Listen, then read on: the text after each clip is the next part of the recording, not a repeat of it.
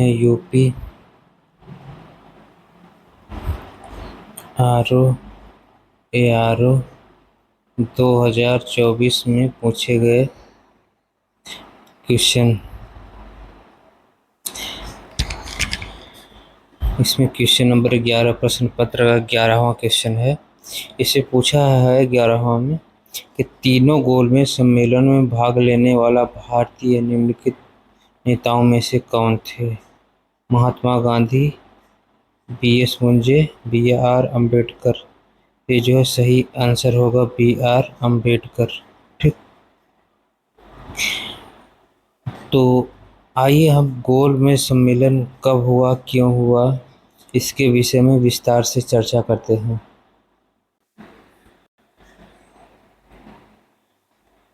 आइए हम गोलमेज सम्मेलनों के विषय में विस्तार से चर्चा करते हैं।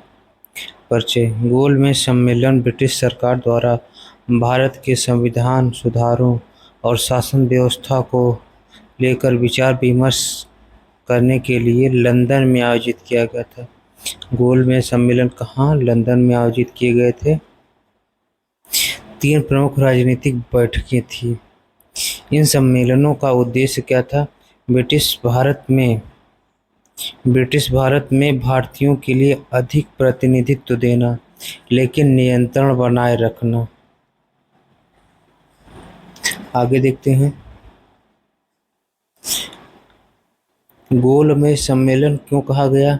इन बैठकों की मेजें गोल यानी राउंड में थी ताकि कोई व्यक्ति प्रमुख न दिखे। इससे सभी प्रतिनिधियों को समान अधिकार और स्थिति का संकेत मिले। आगे देखते हैं।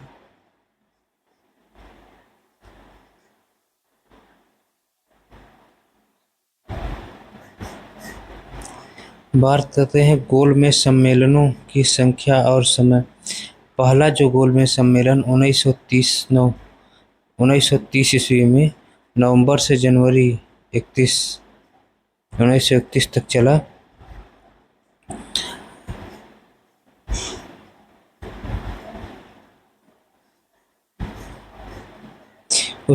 उसकी प्रमुख विशेषता ये कांग्रेस ने इसमें बहिष्कार किया।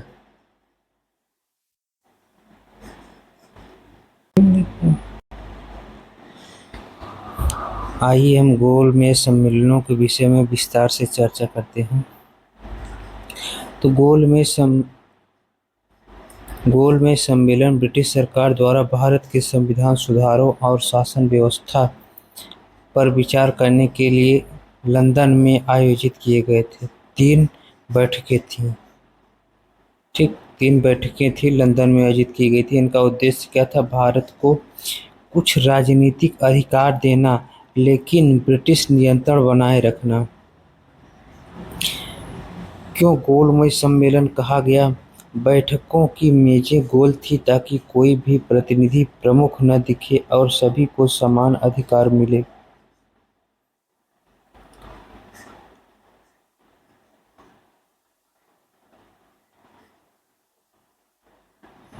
आगे देखते हैं।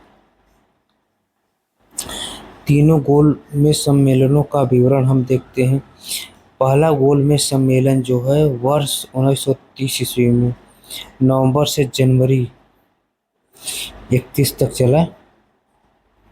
कांग्रेस ने भाग नहीं लिया सविनय अवज्ञा आंदोलन के कारण। प्रतिनिधि इसमें जो है कौन कौन प्रतिनिधि सम्मिलित थे? डॉक्टर भीमराव अंबेडकर, जिन्ना, CY चिंतामणि आदि सदस्य जो है सम्मिलित थे। रियासतों और अल्पसंख्यकों के भी प्रतिनिधि इसमें शामिल हुए थे।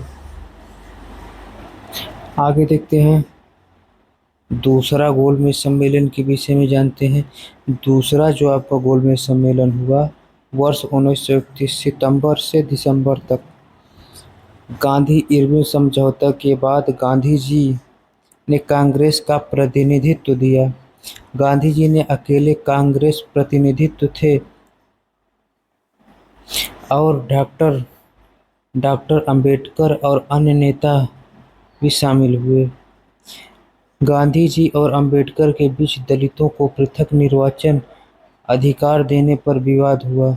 इसमें इस गोलमेज सम्मेलन में दूसरे में ये याद रखना है कि गांधी जी और अंबेडकर के बीच दलितों के बीच पृथक निर्वाचन अधिकार देने का पर विवाद हुआ। इसमें अक्सर करके ऐसे पूछ लिया जाता है आईएमपी। और सेकंड थिंग ये पूछ लिया जाता है कि गांधी जी जो है किस गोल में सम्मेलन में भाग लिए, तो दूसरा गोल में सम्मेलन में भाग लिए। ऐसे ऐसे पॉइंट आपसे पूछ लिए जाते हैं। आइए हम गांधी और इरविन के बीच समझौता के विषय में जान लेते हैं। गांधी जी और लॉर्ड इरविन के बीच समझौता गांधी इरविन पैक्ट जिसे बोला गया, द्वितीय गोलमेज सम्मेलन 1931 में 1931 से ठीक पहले हुआ। यह ऐतिहासिक समझौता जिसे गांधी इरविन समझौता कहते हैं,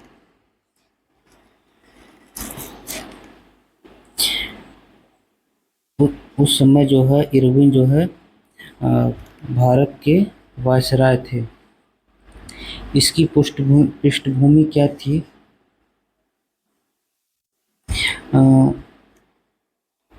यह समझौता 5 मार्च 1931 ईस्वी को हुआ। गांधी जी भारतीय राष्ट्रीय कांग्रेस के नेता और लॉर्ड इरविन जो है ब्रिटिश वायसराय थे। आगे देखते हैं। यह समझौता ब्रिटिश सरकार और कांग्रेस के बीच हुआ ताकि सविनय अवज्ञा आंदोलन जो 1930 ईस्वी में गांधी जी ने शुरू किया था को समाप्त किया जा सके और भारत की राजनीति में शांति का मार्ग प्रशस्त हो सके। इसकी पृष्ठभूमि और घटनाएं देखते हैं। 1930 ईस्वी में गांधी जी ने नमक सत्याग्रह और सविनय अवज्ञा आंदोलन चलाया। हजारों लोग गिरफ्तार हुए और जनता में आक्रोश फैल गया। ब्रिटिश सरकार पर दबाव बढ़ा और आंदोलन से निपटने के लिए संवाद की आवश्यकता महसूस हुई। लॉर्ड इरविन ने गांधी जी से बातचीत का प्रस्ताव रखा।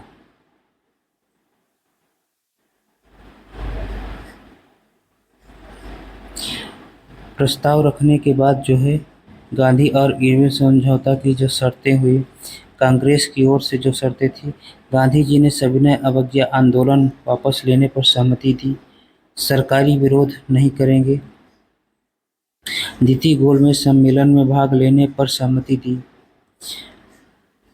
आगे देखते हैं। आगे है कि ब्रिटिश सरकार की ओर से क्या किया गया। सभी राजनीतिक बंदियों को रिहा किया जाएगा जिन पर हिंसा के आरोप नहीं हैं, उसकी तरफ से प्रस्ताव दिया गया। नमक बनाने और उपयोग करने की स्वतंत्रता दी जाएगी समुद्र के पास रहने वाले लोगों को। कांग्रेस कार्यकर्ताओं की संपत्ति जब समाप्त की जाएगी,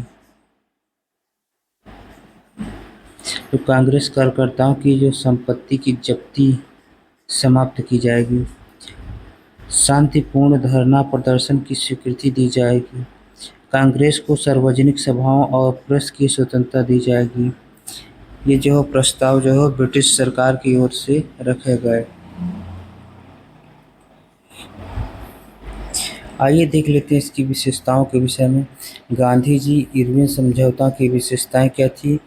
यह कोई लिखित संधि नहीं थी बल्कि यह एक सहमति पत्र था। पहली बार ब्रिटिश सरकार ने कांग्रेस को राजनीतिक शक्ति के रूप में स्वीकारा था। गांधी जी को लंदन में होने वाले द्वितीय गोलमेज सम्मेलन में आमंत्रित किया गया। बहुत से क्रांतिकारी इस समझौते से असंतुष्ट थे, जैसे भगत सिंह को फांसी रोकने की शर्त शामिल नहीं थी।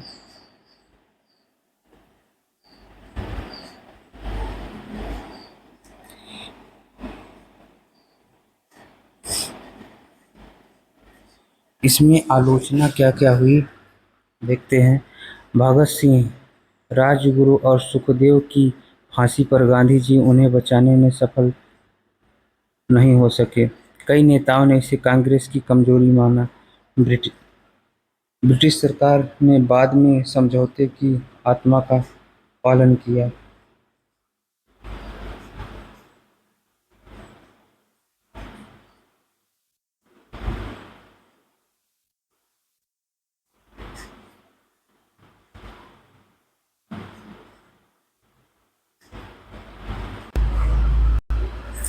आइए हम तीसरे गोलमेज सम्मेलन की चर्चा करते हैं। दूसरे में क्या क्या हुए, गांधी इरविन समझौता इत्यादि। आइए तीसरा गोलमेज सम्मेलन जो है वर्ष 1932 ईस्वी में नवंबर से दिसंबर के बीच में हुआ। कांग्रेस ने फिर से भाग नहीं लिया। अंबेडकर, चिंतामणि रियासतों के प्रतिनिधि इसमें शामिल हुए थे। यह सम्मेलन राजनीतिक रूप से कम प्रभावशाली रहा।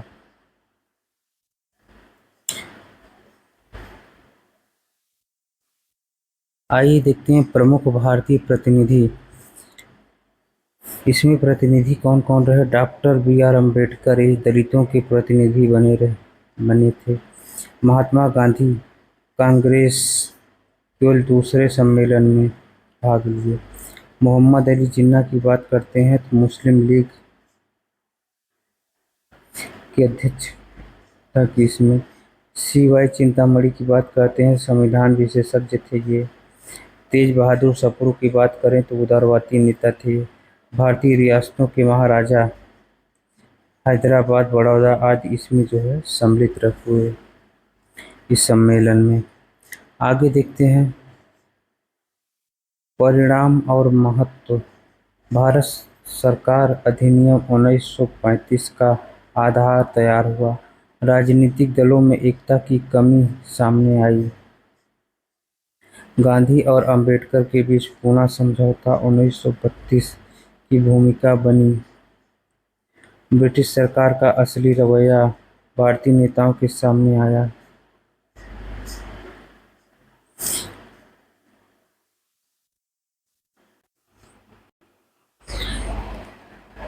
तीनों गोलमेज सम्मेलनों के कारण 1935 अधिनियम आधार बना। तो आइए हम उसके विषय में चर्चा कर लेते हैं।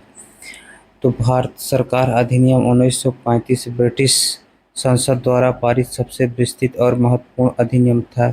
यह अधिनियम भारत के प्रशासन की संरचना को एक नए रूप में प्रस्तुत करता है और संविधान का आधार माना जाता है। यह अधिनियम मुख्यतः 3 गोलमेज सम्मेलनों की सिफारिशों पर आधारित था।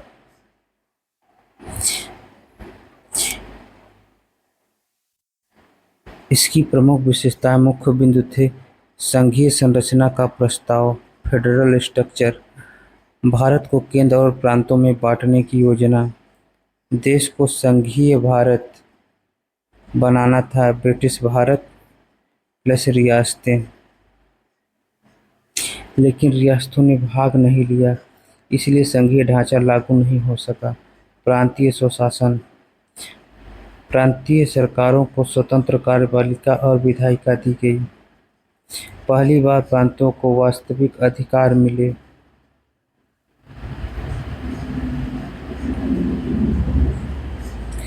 आगे देखते हैं गवर्नर की शक्ति अब भी बनी रही। विषयों की 3 सूचियों में विभाजित किया, संघ सूची, प्रांतीय सूची, समवर्ती सूची। यह व्यवस्था आज के संविधान में भी अपनाई गई। और द्विसदनीय केंद्रीय विधायिका,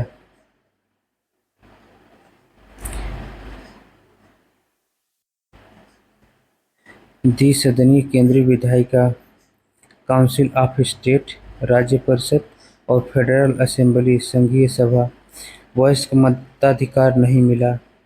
इसमें जो है याद रखने की बातें, जो इसमें वयस्क मताधिकार की चर्चा नहीं की गई। केवल संपत्ति, शिक्षा और कर योग्यता के आधार पर सीमित मतदाता की बात की गई।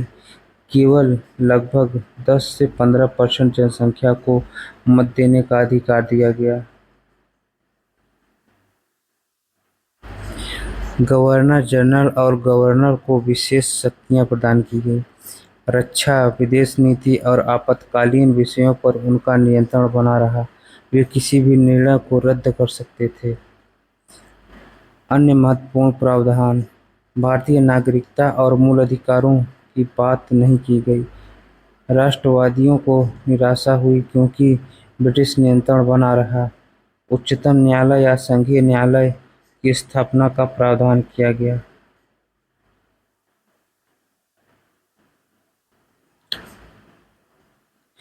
अखिल भारतीय सेवा की स्थापना का आधार।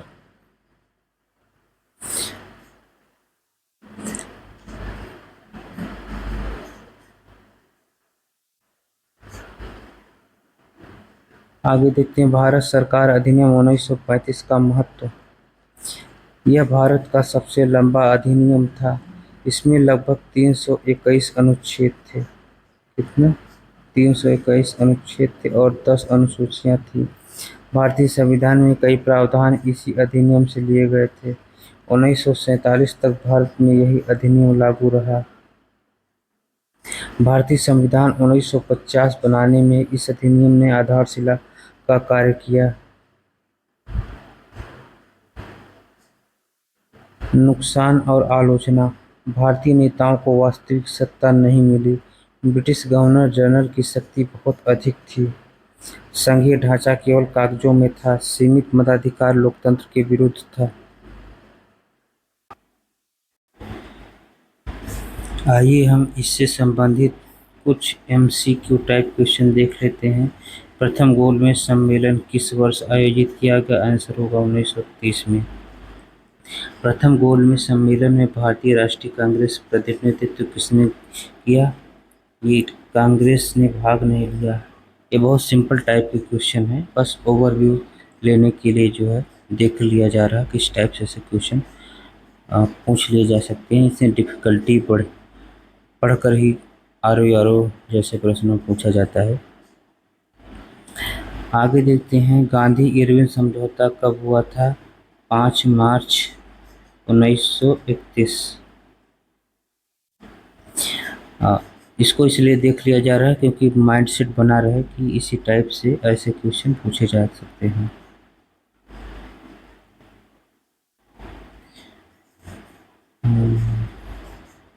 आगे देखते हैं गांधी इरविन समझौता के तहत क्या नहीं किया गया था?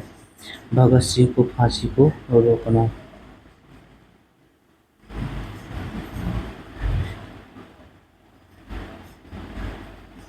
आगे देखते हैं द्वितीय गोलमेज सम्मेलन में कांग्रेस का प्रतिनिधित्व किसने किया? महात्मा गांधी ने।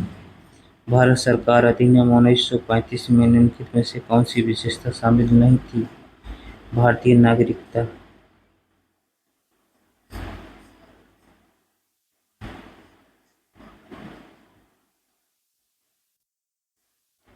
भारत सरकार अधिनियम 1935 के तहत कितनी सूचियां बनाई गई थी? 3 सूचियां बनाई गई थी। भारत सरकार अधिनियम 1935 किसकी सिफारिशों पर आधारित था? नेहरू रिपोर्ट, साइमन कमीशन, गोलमेज सम्मेलन। इनमें से सभी इसका सही उत्तर होगा।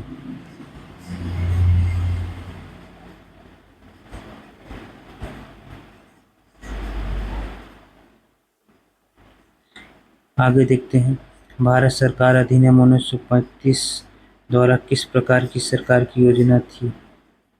संघीय सरकार की। आगे देखते हैं भारत सरकार अधिनियम 1935 की एक प्रमुख आलोचना क्या थी? गवर्नर जनरल की शक्तियां अत्यधिक थी।